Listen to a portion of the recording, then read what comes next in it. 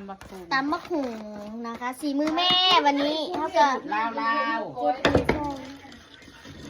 ใส่เอาใส่ให้เข้ากิน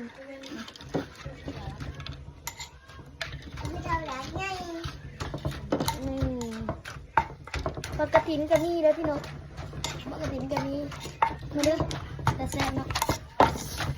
เรียบร้อยทันตูได้กลับเลย แซ่บบ่ เข้ม ตักจังหวัดแม่เกลือจะคง จะอย่าว่าว่า เอามาจัด เข้ม เท่าไรน้ำมันกระถิ่นซีมเลยได้วันนี้คือว่าอร่อยกันละ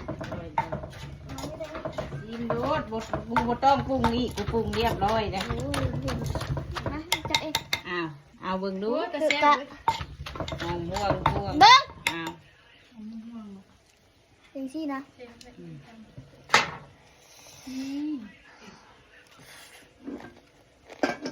มันเมื่อเลย เป็นจังนั้น